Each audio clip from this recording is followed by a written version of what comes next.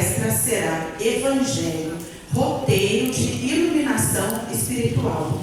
Gostaríamos de convidar para subir ao palco Alessandro de Paula.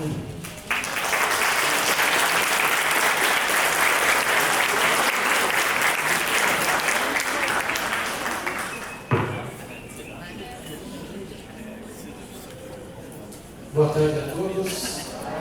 Alegria poder voltar a Pouso Alegre. Estivemos aqui em 2019, aí a pandemia. Estamos aqui revendo alguns corações amigos, muitas cidades aqui representadas. Estou muito feliz de ver o alcance desse evento, muito bem organizado. Uma manhã plena para nós, o Rafael, o Ederson, o teatro. Eu já escolhi o meu portão, estou procurando o portão 7. Alguém depois me mostrando para o portão 7 para eu poder reencarnar mundos celestes. Tem muito caminho ainda, né? Mas não temos dúvida que o Evangelho gradativamente vai nos preparando para essa jornada evolutiva sem fim, eterna, almas imortais que somos. Eu gostaria de aproveitar, nós tivemos uma data nesta semana que eu gostaria de evocar, que é o 31 de março de 1869. Que data é? A desencarnação de Allan Kardec. E é interessante que nesse último dia da vida de Allan Kardec, o Espírito Viana de Carvalho, na obra Espiritismo e Vida, fala algo para nós assim bem interessante, aquele último momento de Allan Kardec.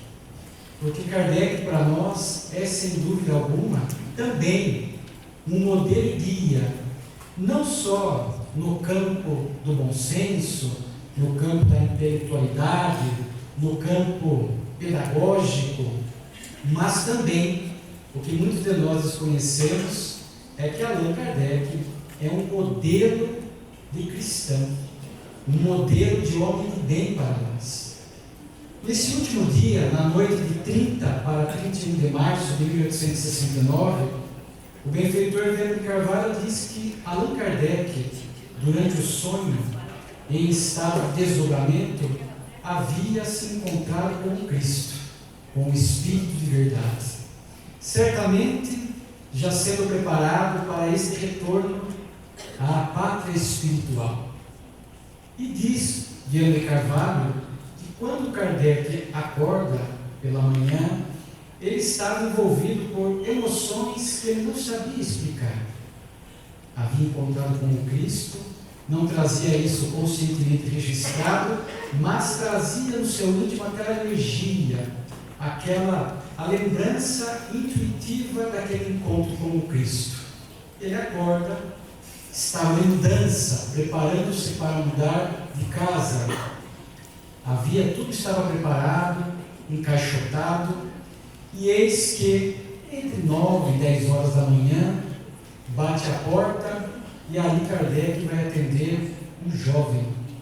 E Kardec foi tomado de uma alegria, porque esse jovem ali estava para comprar um exemplar da Revista Espírita. Kardec, feliz de ver um jovem comprando um exemplar da Revista Espírita, ele pega a revista, entrega para o jovem, que vai-se embora, e logo após ele tem o que nós sabemos, né, o AVC, e acaba desencarnando naquele local. O último ato praticado por Allan Kardec foi a venda de um exemplar da Revista Espírita. E essa obra ainda é muito desconhecida do movimento espírita. Há uma estimativa informal, não oficial, às vezes através do trabalho de campo que nós fazemos, dialogando, viajando pela doutrina, é que menos de 1% dos espíritas já leram essa obra. Seja uma leitura ocasional, seja uma leitura integral, cronologicamente. E vocês podem estar estranhando, porque nós estamos trazendo no início da nossa fala esse fato e essa observação. Como eu disse há pouco, Kardec também tem sido para nós exemplo de qualidades morais. Na Revista Espírita, nós vamos encontrar essas qualidades morais exuberantes de Kardec, que nos ajudam, nos estimulam a viver o Evangelho. Afinal de contas, o benfeitor Emmanuel, na obra Opinião Espírita, ele traz aquela frase muito conhecida de nós: Jesus, a porta, Kardec, a chave. Jesus, o Evangelho, onde estão registrados os seus ditos e feitos, muito bem lembrado pelos nossos companheiros na parte da manhã. E Kardec, a doutrina espírita, que com todo o seu conteúdo nos possibilita mergulhar com o corpo, com a mente, com o sentimento para entender essa mensagem viva, pulsante que está no Evangelho.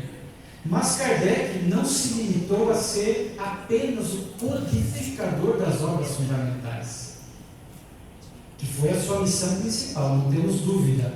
Mas Kardec, quando estudamos a Revista Espírita, nós vamos encontrar Kardec, o dialogador de reunião mediúnica, nós vamos encontrar Kardec, o atendente fraterno, nós vamos encontrar Kardec, o dirigente espírita, presidente da Sociedade Parisiense de Estudos Espíritas, cuja data nós também evocamos, dia 1º de abril de 1858, a fundação da primeira casa espírita do mundo.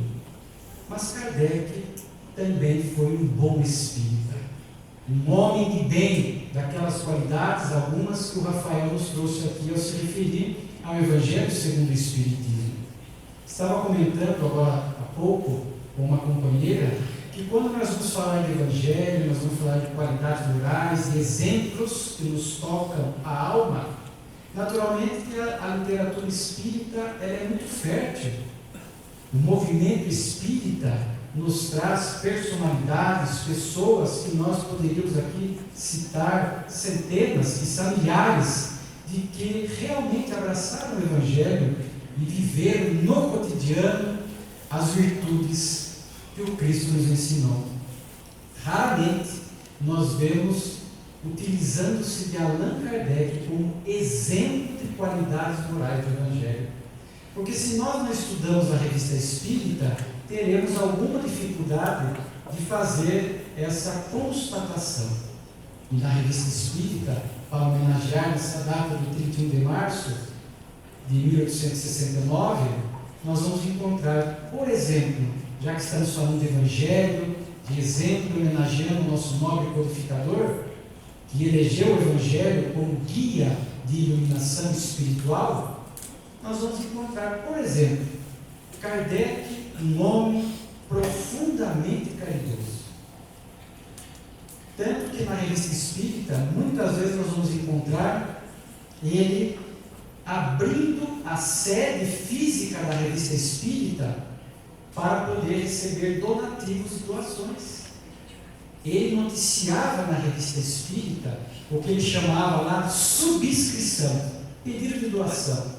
Então Kardec se sensibilizava com aqueles que passavam fome, Kardec se sensibilizava com aqueles que foram vítimas de incêndio, Kardec se sensibilizou com aqueles que foram vítimas de enchentes, para trazer exemplos práticos que estão na Revista Espírita. Noticiava na Revista Espírita, conclamando os assinantes e aqueles que viriam a ler a Revista Espírita, que também era de vendagem pública, para que tocassem os seus corações por aquela notícia, a fim de que pudessem praticar a caridade e fazer a doação.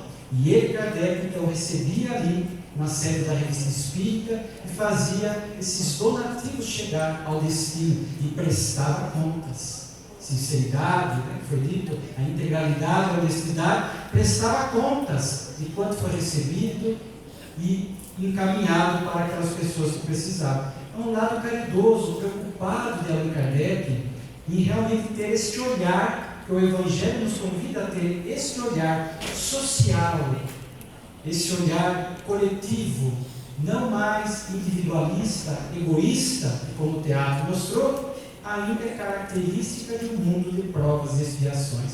E nós queremos trocar o portão 2 pelo portão 3.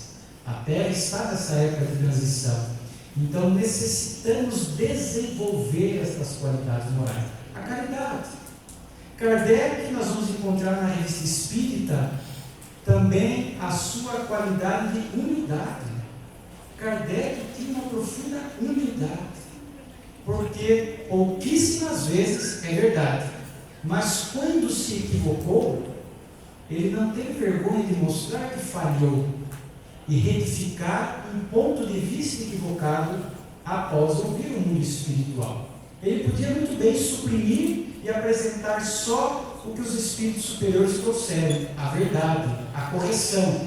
Ele não precisava se expor na revista espírita e mostrar que ele teve uma ideia equivocada, mas ele fazia para mostrar que ele também era falível e que ele reconhecia o erro e que ele estava ali para se aprimorar. Então, profundamente humilde. Como, por exemplo, num fato que nós temos na revista espírita, quando chegou ao conhecimento de Kardec de um médium que tinha clarividência, ficava ali na divisa entre a França e a Suíça, num canto, num vilarejo, e chegou ao conhecimento de Kardec que ele usava um copo com um fundo de vidro grosso, e ele, médium, olhava para o fundo do copo e entrava em transe. E podia, portanto, ver a distância, ouvir os espíritos. E Kardec escreve a sua primeira impressão na revista espírita. Na verdade, o médium não precisa do copo. O copo é um amuleto. Ele poderia muito bem ter essa mediunidade sem que o copo ali se fizesse necessário. E aí vem os espíritos e corrigem. Fala, não, neste caso em particular, o copo, o brilho que a luz produzia no fundo do vidro e gerava um reflexo, era necessário para que o médium pudesse, uma espécie de hipnose, pudesse iniciar o estado de transe e pudesse ter a clarividência, pudesse ouvir os espíritos, etc. Kardec vai lá e coloca essa correção.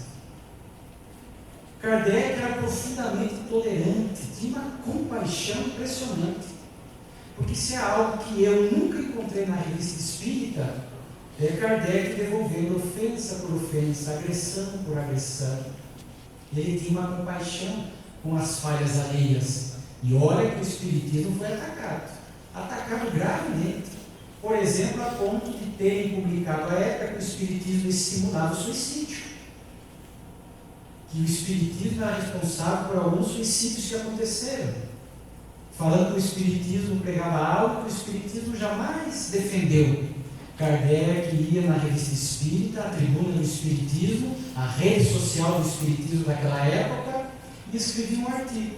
Mas ele nunca atacou ninguém. Usava de uma profunda amorosidade, um respeito que me impressiona todas as vezes que eu me deparo com esses textos de Kardec na revista espírita. Foi atacado pessoalmente. Um artigo foi escrito, Os Milhões do Senhor Allan Kardec, insinuando que após ele ter se tornado a Kardec, professor Hipólito, e Kardec, codificador da doutrina, ele teria se enriquecido às custas do espiritismo. E ele vai pela primeira, talvez a única vez na revista espírita, falar um pouco de si, de Amélie, da simplicidade em que eles viviam. E hoje, através de documentos novos que têm surgido no movimento espírita, cartas da época e tudo mais, nós sabemos que após Kardec ter se tornado propriamente espírita, com a codificação e tudo mais, ele fez 2 hipotecas. Então, na verdade, podemos dizer que ele empobreceu, em nome daquela causa da doutrina espírita, muitas vezes colocando dinheiro pessoal para a divulgação da doutrina espírita, mas mesmo atacado, era profundamente tolerante. Então, nesse início, aproveitando a data, estamos falando do Evangelho, de qualidades morais, de seguir infalível, Jesus, nosso modelo e guia, eu achei necessário que nós pudéssemos trazer esses exemplos, poucos, por conta do tempo. Nós poderíamos ficar aqui a tarde toda trazendo fatos da vida de Kardec, a maioria registrada na revista espírita. Hoje estão surgindo cartas novas, documentos novos. Nós vamos podendo conhecer um pouco mais a Allan Kardec, até retirando alguns equívocos que nós tínhamos. Equívocos que foi passado de tempos em tempos, através de percepções erradas, enfim, estão sendo corrigidos, e nós, em nome da verdade, em nome da sinceridade, nós vamos naturalmente aceitando, como por exemplo o caso das meninas médias que estavam com Kardec, as irmãs Caroline e Julie, e que na verdade não eram meninas, tinham seus 26 e 28 anos de idade, mas isso não modifica em nada a qualidade e o conteúdo da doutrina espírita. E eu também, de propósito, quis trazer um pouco essa temática da Revista Espírita, porque existe um texto na Revista Espírita muito bonito, revista de julho de 1861. Eu não tenho a Revista Espírita. Hoje na internet, kardecpedia.com, está lá todas as obras de Kardec, inclusive a revista, para consulta, para pesquisa. No site da Federação Espírita Brasileira também. Julho de 61 tem lá uma comunicação espiritual chamada Os Amigos Não Nos Esquecem no Outro Mundo. E é interessante que Kardec vai fazer esse comentário mostrando, à luz do Espiritismo, como que os laços de amizade procedem no mundo espiritual. Porque para nós é intuitivo, diante de tudo que o Espiritismo nos ensina. Então, todos os laços de amizade que nós vamos construindo aqui, pautados nos valores do Evangelho, estender a mão, a solidariedade, a caridade, a amizade sem interesse, como também bem falou Rafael, sem nenhum interesse. A amizade de querer bem, de amar o outro, de querer ajudar, de se abraçar, essa cumplicidade, naturalmente isso procede no mundo espiritual. E amigos nossos que partem primeiro para o mundo espiritual, chegando bem do lado de lá, naturalmente que tendo condições, vem aqui no nosso apoio, em alguns momentos, nos inspirar. Então Kardec vinha falando dessa construção da família espiritual. E é interessante que nós temos aqui uma mensagem. Kardec recebe de um assinante da Revista Espírita uma comunicação que um amigo dele, do assinante, Jules P., que voltou ao mundo espiritual e através de um médium manda uma mensagem para ele. É uma mensagem bonita que naturalmente nós sintetizamos aqui. Caro amigo, venho ao teu apelo, venho com tanto maior solicitude quanto não esperava poder comunicar-me contigo, senão em tempo ainda recuado pela vontade de Deus. Quanto me é agradável ver esse tempo abreviado por tua vontade, o amigo encarnado desejando receber uma notícia do amigo que partiu, e poder dizer-te quanto a provação que sofri na terra serviu ao meu progresso. Embora errante, sinto-me muito feliz, sem outro pensamento que o de entusiasmo pelas obras de Deus, que me permite gozar de todos os prodígios que se digna deixar à minha disposição, deixando-me esperar uma reencarnação no mundo superior. E ele já estava indo para o portão 2, um dos felizes, onde seguirei a gradação afortunada que me levará à suprema felicidade. Possas tu, caro amigo, ouvindo-me, ver em minhas palavras um presságio do que te espera. Então veja que aqui o amigo que está no mundo espiritual, Jules P., falando da sua felicidade, que ele estava feliz no mundo espiritual, enfrentou resignado, ele diz aqui, a provação.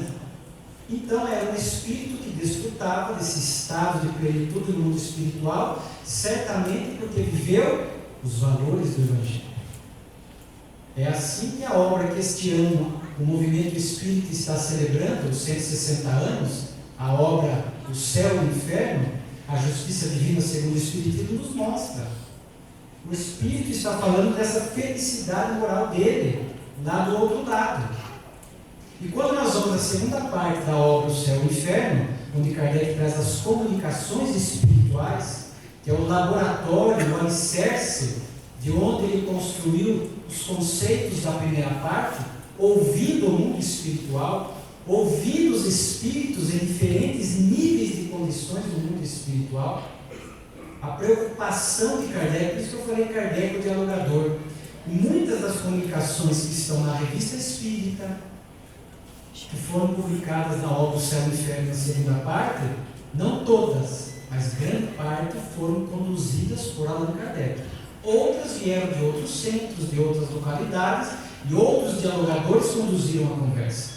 Mas é fenomenal ver Kardec conduzido. Porque Kardec não estava preocupado apenas em comprovar a imortalidade da alma, cuja mensagem da imortalidade está lá exuberante no Evangelho. No Monte Tabor, citado de manhã, 2 mortos ali aparecendo para Jesus e os 3 discípulos. A grande mensagem da imortalidade já bastaria, mas Kardec além. Porque se ele quisesse apenas comprovar a imortalidade, quando o Espírito se comunicava, o que faria Kardec? Ele perguntaria só uma pergunta. Ele perguntaria: você está vivo? Você continua vivo? Mas continuo. Ok, muito obrigado, vá em paz. Se era só para comprovar a imortalidade. Mas não. Kardec queria ouvir dos Espíritos, porque ele estava ali trazendo para nós esse entendimento das leis de Deus, da vida futura. Esse espírito Jules P., ele só está nessa situação no mundo espiritual porque viveu os valores do Evangelho aqui na Terra. Na segunda parte, pedagogicamente, Kardec fez 7 divisões, mas aqui nos importa as 3 categorias gerais. Estão lá: espíritos felizes, como Jules P., não está na obra do Céu e Inferno, mas está na Revista Espírita. Espíritos medianos e espíritos sofredores. Quando nós estudamos essas comunicações lá na obra do Céu e Inferno, e podemos fazer esse complemento com a Revista Espírita e com outras obras que trazem o relato dos espíritos do mundo espiritual, nós podemos aqui fazer várias classificações, abordagens, deduções e conclusões. Mas uma, certamente por conta do nosso tema de hoje, poderia nos permitir refletir o grau de engajamento de cada um por viver as virtudes e os valores ensinados por Jesus. Mesmo que a pessoa na Terra não tenha sido cristão, naturalmente os valores do Evangelho estão em outras culturas, em outras religiões. O bem, a caridade, a humildade, gratidão, fé, etc., não estão apenas no Novo Testamento, não estão apenas no Antigo Testamento, não estão apenas no Alcorão, etc. Estão em várias culturas, filosofias. E ali o olhar é esse olhar do Evangelho. Porque se a gente compara as comunicações, nós vamos perceber que os espíritos que voltam e estão em sofrimento são aqueles espíritos que pouco valor, importância deram para a própria transformação moral. Para estudar, ler, refletir sobre essas mensagens espirituais, essas mensagens do bem, e pouco interesse também tinham em colocar em prática na pauta das suas vidas.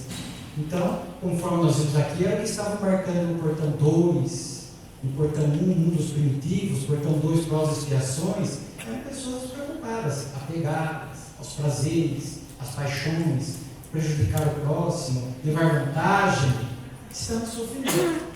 Os intermediários, os medianos, são aqueles que já fizeram um mínimo de esforço por viver o Evangelho.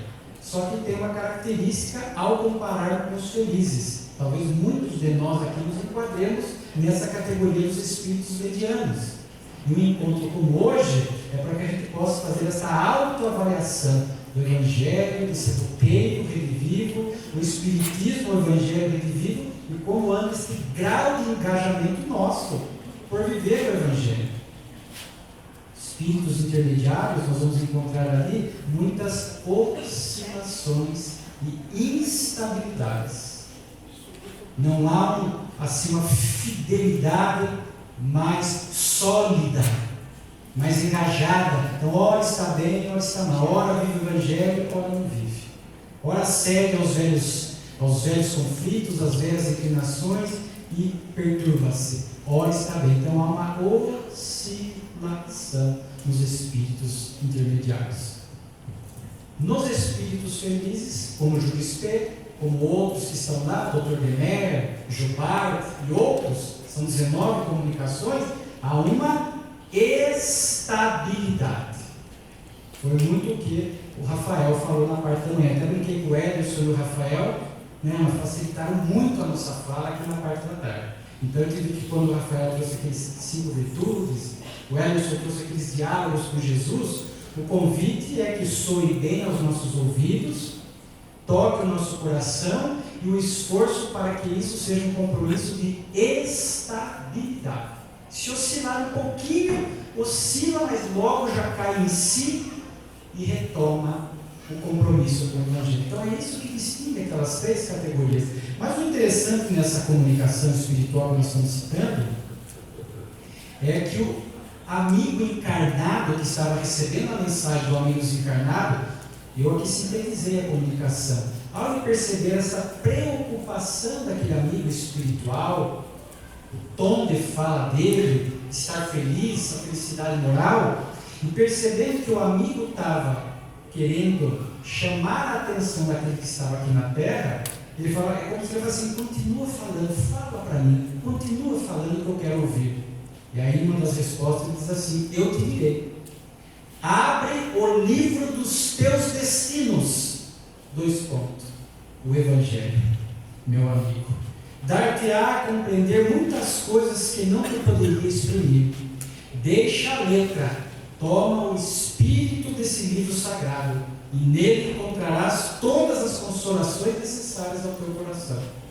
Não te inquietem os termos obscuros, procura o pensamento e teu coração o interpretará como deve interpretar.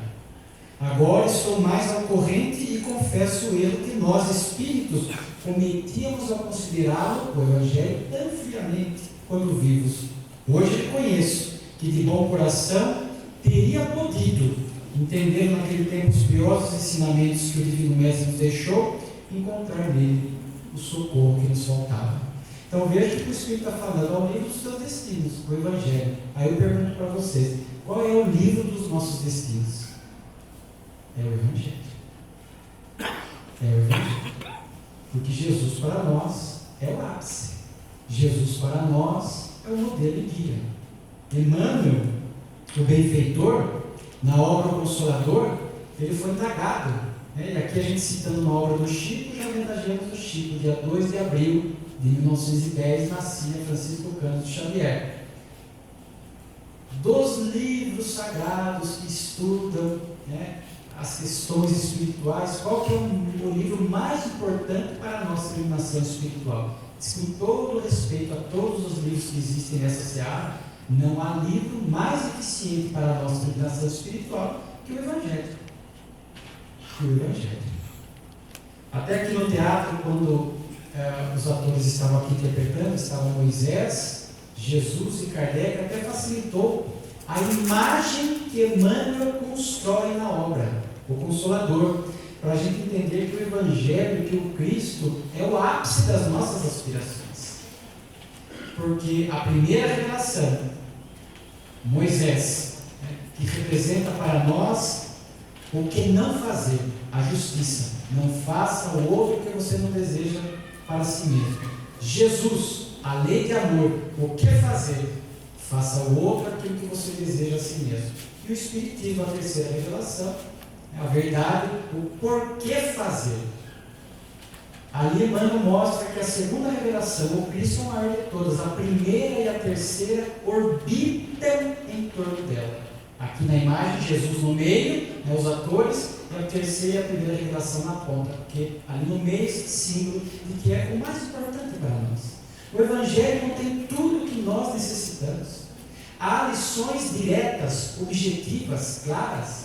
Amar a Deus sobre todas as coisas e ao próximo como a si mesmo. Não há como não entender. Há que se ter dificuldade na vivência, sim, mas não entender não há como, são lições claras.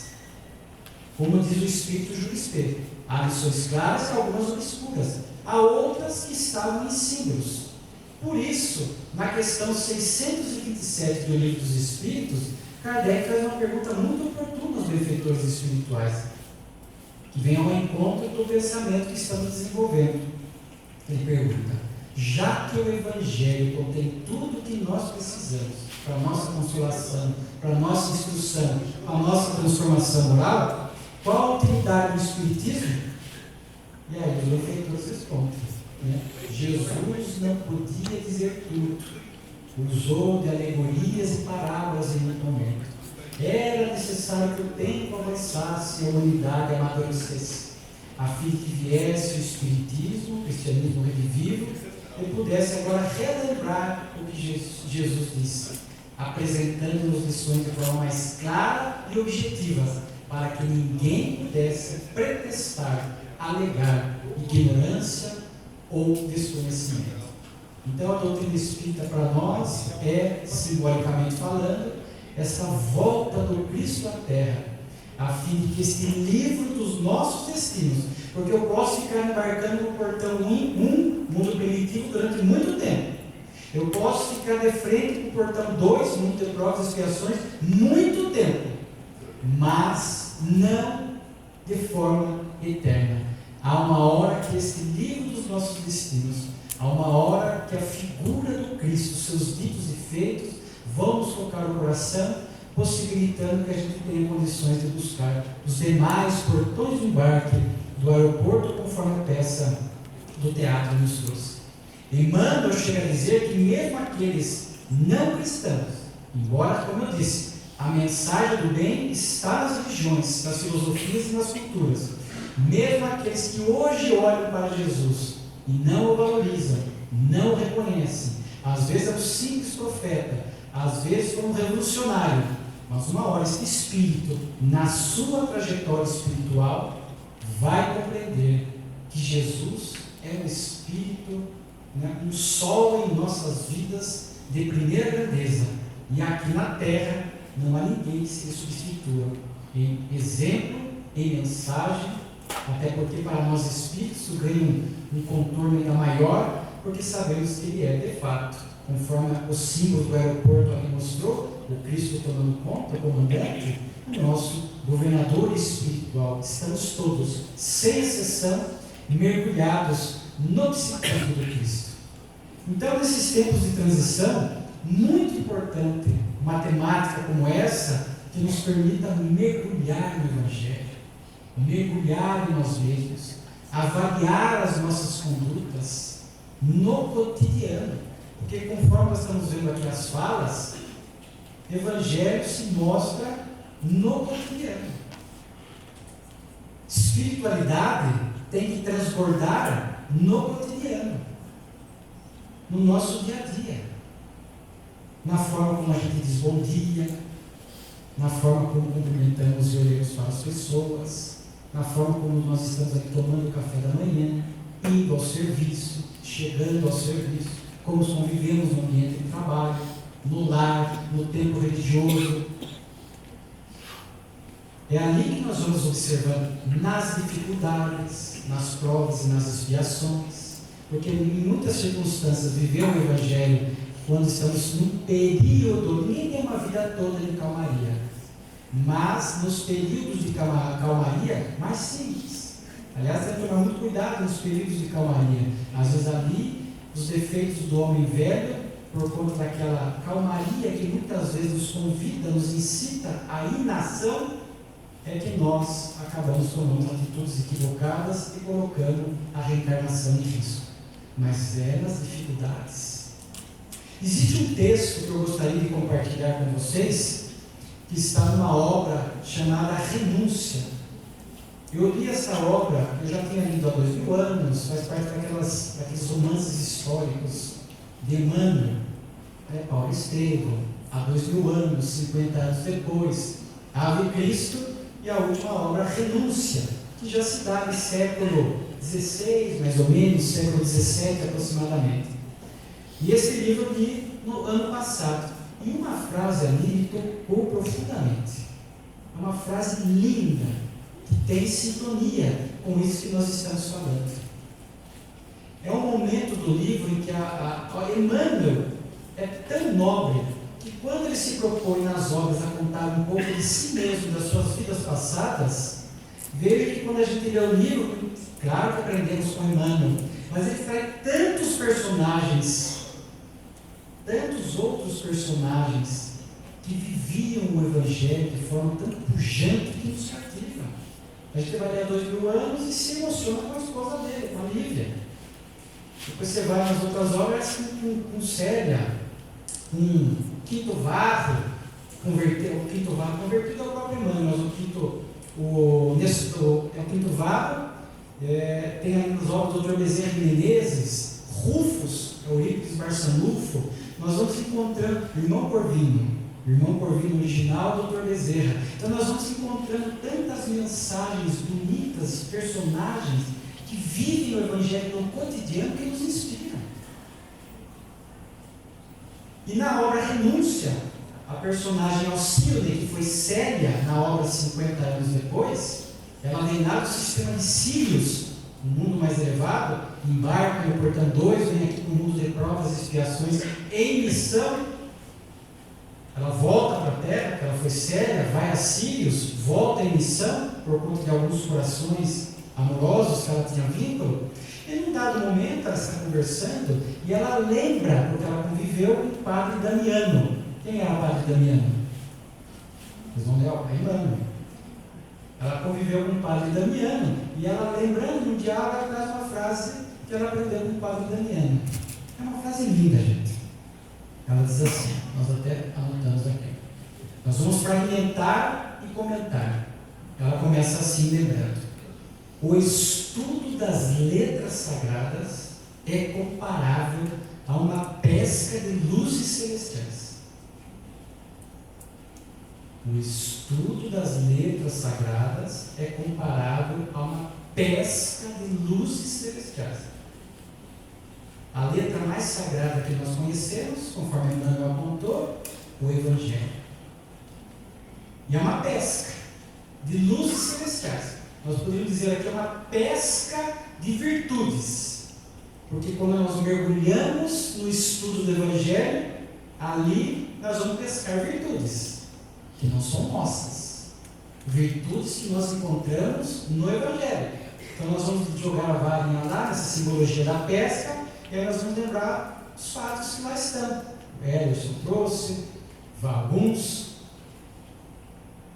Nós poderíamos aqui jogar uma pesca e puxar, por exemplo, nós poderíamos lembrar de várias virtudes que Jesus lá nos ensina. Pacificação. Jesus esteve em muitos momentos diante da agressividade do outro, perseguição dos judeus ortodoxos, do Império Romano. Então nós vamos ali, por exemplo, joga a vara e puxa lá a prisão de Jesus no Monte das Oliveiras, onde até eu penso, e alguns sinalizam nesse sentido, que os discípulos, especialmente Judas, se frustraram e acharam que Jesus iria reagir. Simão Pedro tira a espada e corta a orelha do soldado Malco, mas Jesus entrega-se pacificamente, manda Simão guardar a espada. Uma frustração imensa para Judas, achando que agora Jesus vai mostrar todo o poder dele, vai derrubar todos os soldados só com o poder da mente. E Jesus entrega-se pacificamente, nos ensinando o valor da paz interior, da serenidade, do equilíbrio, da calma, pesca de luzes celestiais. Nós vamos pescar, jogar lá e puxar humildade. Nós vamos ver Jesus na Santa Ceia, diante dos discípulos, fazendo aquela cerimônia que ficou conhecida como lava-pés, o governador espiritual do planeta, ali se ajoelhando, lavando, beijando os pés dos discípulos, um gesto porque discutiam outrora, e ali num dado momento, qual deles seria o maior? E Jesus vai lá e dá a grande lição da humildade: aquele que quiser ser o maior, seja o que mais sirva. A humildade de Jesus na própria chegada, ao encarnar-se ali nascer na gruta de Calcário, junto dos animais. Ali estava Maria e José, pastores, portanto, um espírito como Cristo chegando ali de forma simples, humilde, numa gruta de Calcário, para logo depois, morto, voltando ao mundo espiritual, aprisionado ao lado de 2 ladrões. Nós poderíamos jogar essa vara e puxar dali a pesca da compaixão. A mulher adúltera, Jesus não foi conivente com a mulher adulta, mas entendia as suas lutas, sabia de todo o enredo envolvido, que os benfeitores, como foi dito de manhã, ampliam esses relatos para nós, todo mundo querendo apedrejar a mulher adúltera. E Jesus, profundamente movido pela compaixão, entendendo a luta dela e de todos que ali estavam, não foi conivente. Tolerância e conivência são coisas distintas. Jesus não foi conivente com o adultério, mas ele não estava contra a pessoa, contra o indivíduo. Eu vim para combater o erro, o pecado, não o pecador. Ninguém te apedrejou, como foi lembrado de manhã. Vai e não tornes a errar, para que algo de pior não te aconteça. Diante de Maria Madalena, nós poderíamos puxar essa mesma pesca, né? Esse mesmo peixe da virtude, a compaixão. É envergonhada diante do Cristo Maria Madalena pelos erros, pela vida equivocada, no primeiro diálogo com Jesus na casa de Simão Pedro, e ele diz: não estou preocupado com o que você fez, eu estou preocupado com o que você possa vir a ser a partir de agora. Mulher de profunda compaixão. Então vejam, o estudo das letras sagradas é comparável a uma pesca de luzes celestiais. Luzes celestiais. Nós podemos também tirar dali, do Evangelho, dos Atos dos Apóstolos, também virtudes que os discípulos tiveram e que nos cativam. A conversão de Paulo de Tarso, por exemplo. E aí ela continua a frase: o rio da vida está sempre correndo. O rio da vida está sempre correndo. Ou seja, o tempo não para. Todo dia para nós, que estamos fazendo essa pesca de virtudes das letras sagradas, e para nós o Espiritismo também passa a ser uma letra sagrada nesse sentido, nós vamos ali no dia a dia, procurando através das inúmeras oportunidades que a divindade nos concede, viver o Evangelho. Então a gente tira, vê tal virtude, só que a vida passa. O dia, o tempo voa rápido. As circunstâncias, a gente não aproveita uma, ela não se repete igual a essa. Outras oportunidades poderão surgir. Mas compromisso com o Evangelho é um compromisso que começa hoje, agora. Tudo que nós projetamos para adiante, dificilmente chega. E aqui, na visão espírita, tem algo muito assim, mais complicador ainda. Nós nunca sabemos a data da nossa desencarnação.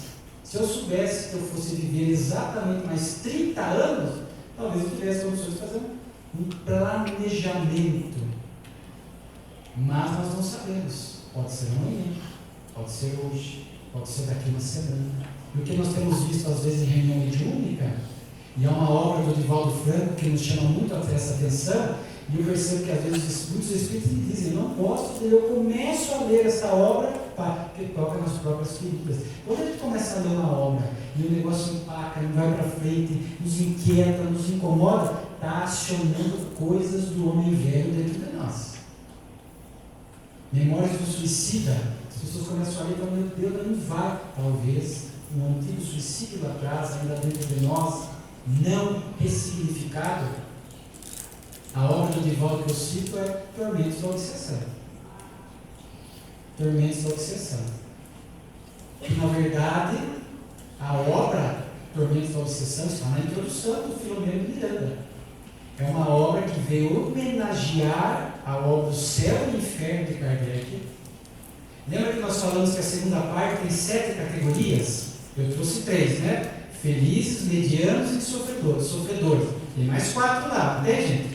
Como eu sei que todo mundo que está aqui leu a obra do Céu e Inferno, é fácil, né? Criminosos arrependidos, espíritos endurecidos, expiações terrestres, suicidas. Aí o Espírito Miranda vem e fala, sem a pretensão de querer, né, dizer que a obra ficou incompleta e não ficou, mas nos permitimos trazer comentários adicionais e tal, Tormentos da Obsessão. Aí acrescenta uma 8ª, fazendo essa adição ao livro. E não é o nome que eu dei, sabe o nome que ele deu? Como se esse livro viesse colocar o 8 ali na segunda parte da obra do Céu e Inferno. espiritistas fracassados. Espiritistas fracassados. Aí você vai lendo ali, é justamente essa falta de má gestão do tempo, a vida vai passando, vai postergando, vai deixando. Não, quando eu estiver bem, quando eu estiver bem de saúde, quando os filhos crescerem, e a gente vai sempre quando os filhos crescem. Aí quando os netos crescerem, né? Quando eu estiver aposentado. E hoje em dia a aposentadoria, se eu for começar a falar aqui, vai baixar a duração, né? Então vamos mudar de assunto. Né? Então ele fica sempre no seco. O rio da vida está sempre correndo. E essa correria da vida moderna, os excessos de distrações, e ali a vivência do Evangelho vai ficando no terceiro, quarto, quinto plano. E a gente vai perdendo tempo. Né?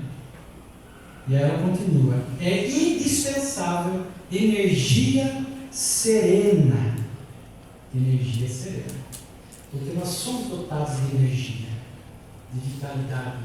Mas muitas vezes gastamos essas energias com coisas descartáveis, desnecessárias. Hoje em dia nós temos, repito, excesso de distrações. Às vezes eu encontro pessoas, estou assistindo, você assiste Netflix, eu estou assistindo esta série, aquela outra, pessoa assiste 10 séries ao mesmo tempo. Eu não consigo nem me preocuparia. Nada contra assistir série Netflix, eu posso assistir. O problema é que percebe, a pessoa vai se enchendo de compromissos descartáveis. Maratonar séries. A pessoa vai, fica semanas maratonando séries. Eu posso assistir série. O lazer faz parte da vida do cristão. Mas eu tenho que colocar ali o Evangelho, o compromisso. O problema é estar sempre a má gestão. Que a gente vai gastando, conheço muitos amigos queridos. E às vezes a gente fica nessa autoanálise também, desgasta muita energia com aquilo que o livro dos Espíritos chamou supérfluo. E às vezes aquilo que é necessário para a nossa plenitude espiritual fica como, né? Não temos energia. Quantas pessoas que se gastam e depois não têm energia para ir ao centro à noite? Eu cheguei tão cansado em casa e tal, não deu, estava sem ânimo, sem vontade, sem energia para ir ao centro. Não fui na palestra no final de semana, as pessoas vão gastando muita energia com coisas descartáveis, às vezes, aí falta essa energia, essa disposição para as coisas espirituais. Então nós precisamos administrar bem esta energia. E nesses tempos de transição, tem uma mensagem no Evangelho segundo o Espiritismo. Em dado momento, o Espírito diz assim: sacrificai os vossos hábitos, sacrificai o vosso trabalho, sacrificai as vossas futilidades, em nome desse compromisso de viver o Evangelho. Deve, repito, transbordar em nosso cotidiano.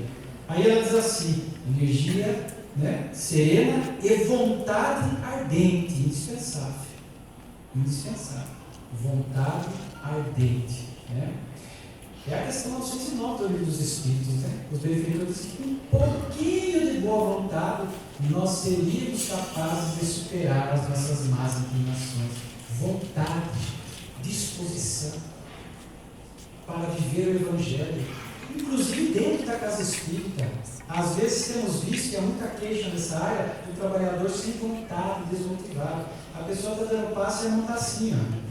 A pessoa chega com uma cara que chegou ao centro como se estivesse indo para a batalha, desanimado, sem vontade, no piloto automático, porque ainda não percebeu que, na verdade, nas tarefas espíritas em nome do Evangelho, seria um tema para uma outra palestra, nós mais recebemos do que seja no passe, na mediunidade, no estudo, no atendimento fraterno, qualquer tarefa espírita nós estamos sempre. Se a gente acha que está mais dando do que recebendo, alguma coisa está errada nas nossas percepções. Então os Espíritos alertam essa vontade de viver o Evangelho. E aqui, fazendo um parênteses na tarefa espírita, para que possamos ir à casa espírita com alegria, com vontade, colocando ali a nossa energia, para dar passes com alegria. Eu fico feliz que uma das coisas que eu tenho certeza, Rafael, a Ana, o Edson, quando a gente viaja bastante, Eu tenho conhecido trabalhadores espíritas que nos inspiram a vida, gente. A pessoa é médium há 50 anos, está lá com energia, com vontade, com alegria. A pessoa é atendente fraterno, 30 anos. Passista, conheci um passista, 60 anos, e indo com alegria. E se a gente não cuidar, a gente acaba indo para o centro do piloto automático. Piloto automático, a gente está lá como se fosse para desincumbir de um dever. Só. E é interessante que em nossa casa espírita, ele falava da amizade, o Evangelho é construído que Kardec, na revista espírita, chamou de família espírita. Nós esquecemos disso. No nosso, assim, falando um pouco do nosso centro, quando termina, eu digo para a minha esposa, quando termina a atividade, a gente dirige lá o Evangelho e passa, acaba 8h20, eu viro para desligar as coisas, porque eu olho e não tem mais nenhum trabalhador na casa. Sumiu. Eu cheguei até a duvidar no começo, eu estava me desmaterializando, de tão rápido que desapareceu. Porque alguns estavam ali para desincumbir-se do dever, então com alegria, com energia, desaparece. Nós estamos agora lá estrategicamente construindo um cantinho do café. Com certeza. Para depois da tarefa, a gente ficar. Isso é evangelho, gente. Isso é evangelho. Ninguém vai lá ficar falando, contando piada chula, ninguém vai ficar lá, vai acabar a atividade, o trabalhador ficar até meia-noite. Não, acabou a atividade 8h30, 9h, vamos lá tomar um cafezinho, né? Um pãozinho de queijo, que não é igual de Minas, viu? Como o Rafael falou, né? Um pãozinho de queijo, bater um papo, estreitar laços, construir o evangelho na convivência, para que a gente possa ir na casa espírita também, viver o evangelho, fora da casa de ninguém, com essa vontade ardente. Para que a gente tenha essa diretriz, essa firmeza, essa energia, essa pujança que a espírita não tem. Ainda não se desenvolveram, são muito apáticos, apagados, desanimados, é mais difícil. Quando o espírito tem uma energia, uma vontade, é mais fácil de corrigir. Veja o exemplo que você tem em Paulo de Tarso, Saulo e Paulo. As pessoas falam, meu Deus, como é que Saulo mudou para Paulo? Primeiro que Saulo acreditava, tinha uma energia, uma vontade dentro do judaísmo. Corrigiu ao encontrar Jesus, que todos nós que encontramos Jesus, já não podemos ser a mesma pessoa, de João de Ângeles, mudou o foco e ele continua ali, com energia, com pujança. Há pessoas que vêm sem essa energia, sem essa pujança, sem essa vitalidade. Esse é o fluido vital, é a vitalidade do espírito. Às vezes pode vir ao espiritismo e a tal religião, a pessoa está sempre desanimada, para baixo, com tendências depressivas, que às vezes tem outras causas, etc. Né? Mas notem, uma vez o nosso companheiro Raul Teixeira, numa palestra que está filmada, gravada, foi para mim uma das maiores surpresas. Uma das maiores surpresas. Porque ele estava falando que o Camilo fez uma revelação para ele. A revelação era que, para quem conhece a história do Abraham Lincoln, que foi o presidente dos Estados Unidos, né, é uma história interessante. Porque quem foi o assassino de Abraham Lincoln? John Booth. Por questões escravocratas, etc., nos Estados Unidos foi lá e matou. Aí eu vou vender meu peixe aqui, né, gente? A revista espírita, que a gente divulga, tem obras e tal. E na revista espírita tem uma comunicação lá no mundo espiritual, lá nos Estados Unidos, na época, falando desse despertar de Abraham Lincoln, e que ele foi depois acolher o seu assassino John Booth, que morreu, acho que 12 dias depois, numa emboscada da polícia. Então veja alguém que vive os valores do Evangelho. Abraham Lincoln, nós sabemos, pelas tradições do mundo espiritual, uma obra nobre, compromissada com Cristo. Mas por que eu trouxe isso? Porque a gente fala, John Booth morreu. Quem viria a ser na próxima reencarnação? Martin Luther King Jr. Eu olhava Martin Luther King Jr. e falava, deve ter sido um espírito que vem há milênios trabalhando pelo bem, pelo Cristo e tal. Claro, na sua biografia, existem umas pequeninas falhas morais que não vai conhecer a fundo. Mas, assim, no geral, um espírito engajado. Agora, do lado oposto, não mais do lado escravocrata, dos negros, dos negros, etc. Né? Veja, uma reencarnação. Mas era um espírito que já tinha um vigor, uma energia, mudou o rumo, consertou a percepção, os valores, aí continua com energia. Quando a pessoa não tem energia, aquele trabalhador desanimado, você fala que trabalha na casa espírita, viver o evangelho, só olha para o chão, olha para o lado, subia, não é com ela, é preocupante. porque o Espiritismo tem que gerar para nós esse desejo de trabalhar. Aí ela continua, gente, só para a gente não perder o raciocínio, o estudo das letras sagradas é comparável a uma pesca de luzes celestiais. O rio da vida está sempre correndo, indispensável energia serena e vontade firme, a fim de mergulharmos na coleta dos valores divinos. Aonde que se dá essa coleta dos valores divinos? Dentro de nós, aí é conosco. A pesca das letras sagradas são as virtudes que nós tiramos ali do Evangelho, de vidas que nos inspiram, aí podemos ampliar. Agora, a hora que a gente então vê alguém que tem essa virtude que nos toca a alma, agora é a hora de coletar dentro de nós. Dentro de nós. Até porque os valores divinos estão dentro de nós, em potência, aguardando serem desabrochados. Aí, para coletar dentro de nós, é necessário algo que nós espíritas fazemos muito, falamos muito, perdão, e executamos pouco.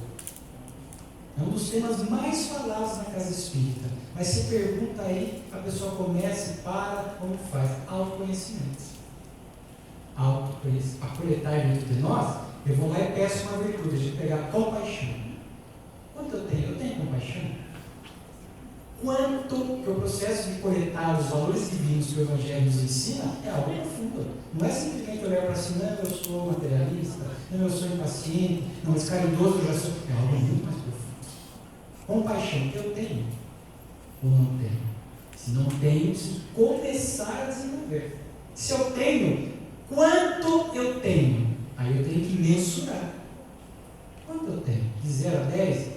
2, 3. Em quais situações eu tenho tolerância, compaixão, e em quais situações eu não tenho? Paciência, sou paciente? Eu acho que eu sou uma pessoa paciente em todas as situações. Em todas. Quer fazer um teste? Liga para atendimento virtual. Se você depois de 4, eu já fiquei, depois de 1h10 esperando para ser atendido, se estiver sorrindo e feliz e orando para a pessoa do outro lado, eu posso dizer que você é paciente. Mas quantas vezes você está ali, é musiquinha. Eu já expliquei várias vezes, não tem paciência não, como dizer.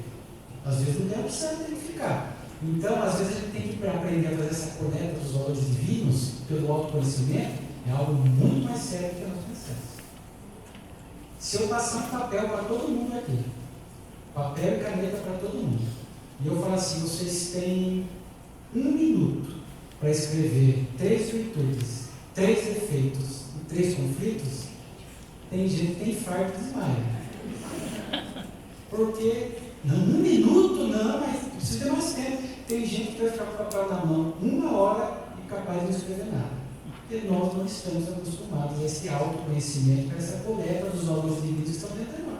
Quem se autoconhece, eu sou paciente, impaciente, caridoso nessa situação, situações gatilho, tais conflitos.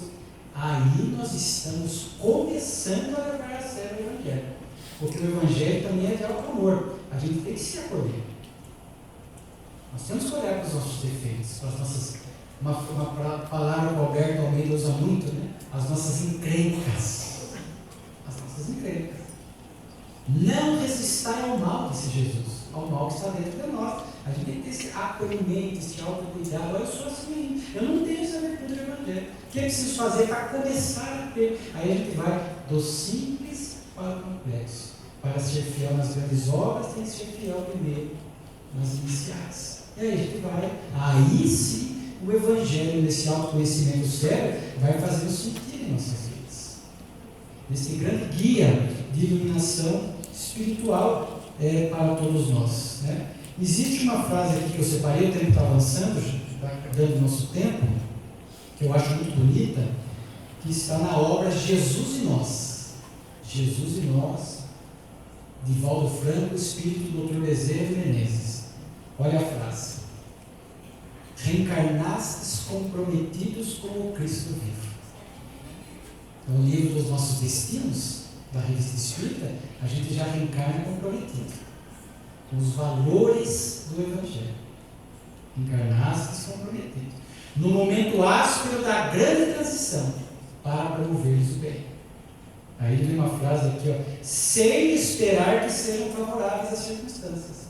Aquilo que nós falamos, quando tudo estiver bem, tudo estiver fácil, tudo tiver os ventos conspirando a favor. Não.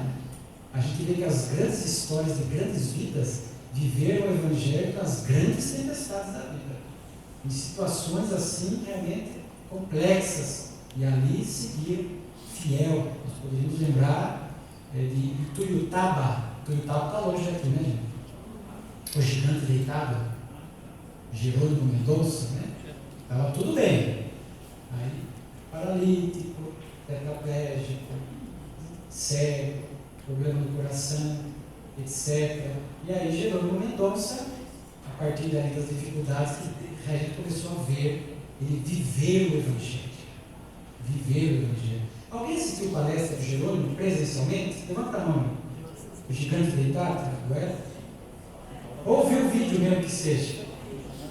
Cativa qualquer um, ele cantando com violão, gostava de cantar, vivendo o Evangelho. Mesmo quando as situações não estavam favoráveis. Porque às vezes falando um pouco de nós espíritas, que muitas vezes achamos que estamos abraçados pelo Evangelho, qualquer probleminha, a primeira coisa que a gente faz, a gente observa que tem muitos trabalhadores antigos, aqui eu estou na casa espírita há 4 décadas, tem outros que têm mais de vento. Quantos trabalhadores que o vento não ficou favorável, qual o primeiro movimento da pessoa? Abandonar. O marido abandonou a casa espírita. A mulher abandonou a casa espírita. Uma desencarnação, abandona a casa espírita. Uma doença, abandona a casa espírita. Então, o Evangelho precisa ser melhor estudado, meditado, sentido e vivido. E continua o Dr. Bezerra. Sede a voz da bravura, o ritmo do bem. Olha que expressão bonita, né? Para nós, compromissados com o Evangelho, nosso ritmo, a nossa estratégia de ação é sempre o bem. Já não deveria passar por nós possibilidades de ações que não fossem impactadas pelo ritmo do bem. Para nós, a resposta sempre tem que estar alicerçada. O que nós vamos falar, como nós vamos agir, o nosso ritmo tem que ser sempre dentro dessa estratégia do bem, o compasso do equilíbrio. E aí ele finaliza com o lindo: filhos da alma, não vos trazemos teorias inaplicáveis nesta hora. Não vos trazemos teorias inaplicáveis nesta hora, pois somos viandantes do mesmo caminho. Tende ânimo, meus filhos. Se a gente olhar a vida do Dr. Bezerra, não foi fácil. Não foi fácil. Mas mesmo assim se manter fiel. Porque quando a gente vê esses espíritos falando a nós, Joana, Dr. Bezerra, é fácil, ele não tem o marido que eu tenho, não tem a esposa que eu tenho, não está passando dificuldades. O espírito está esquecendo de algo essencial, basilar da reencarnação. Joana de Cusa, que o Elson contou a história aqui, é Joana de Ângeles. Então, esses espíritos já viveram coisas difíceis. Então, eles têm autoridade moral. Então, o Dr. Bezerra, olha o Evangelho que nós estamos trazendo, a transformação moral que nós estamos propondo para vocês, no cotidiano, no dia a dia, não é teoria inaplicável. É aplicável. Como? Vontade ardente, energia serena, pesca de virtudes, coleta dentro de nós. Eu sempre brinco no grupo de estudo para encerrar, que fácil não é. Mas em algum lugar do Evangelho, Jesus falou que seria fácil. Sereis odiados em meu nome.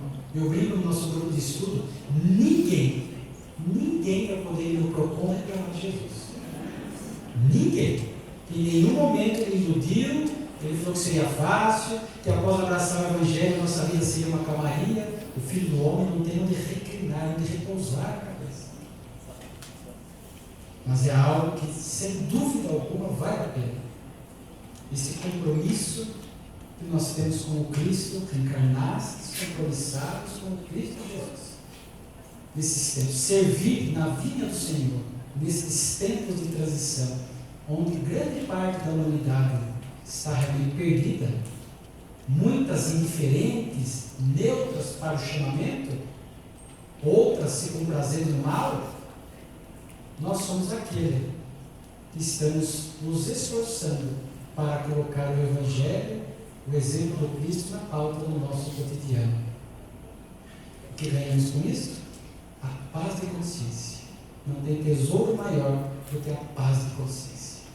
O coração pacificado, a paz de consciência, que se traduz para nós nessa felicidade de continuarmos a cada dia lutando para estar no rumo de Jesus. E para falar do rumo de Jesus, eu encerro com uma poesia da mediunidade do nosso querido Raul Teixeira, obra Vozes do Infinito, Sebastião Lasno.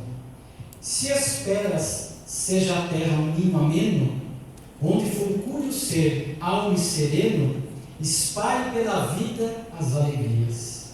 Se queres seja o mundo um céu perene, abatas na alma o orgulho vil e frene, forjando luz no equilíbrio dos dias. Se auguras ser feliz com teus afetos, procures então mudar teus trajetos, com fé na força altiva do amor puro. Se não queres ao mal ser submisso, transforme as tuas horas em serviço, lutando por fazer-te mais seguro. Se tudo isso desejas sem detença, esparjas ao teu ardor sem desavença, plasmando entre os irmãos fraternidade. Verás que tudo é fruto do trabalho, a cada dia malhando teu malho, iniciando-te pela caridade. Unas-te ao Cristo, todo soberano, sem que te percas no viver insano, para atender a tua sede de luz. Em paz com a vida sentirás beleza, e em plena luta terás fortaleza para seguir no rumo de Jesus. Muito obrigado.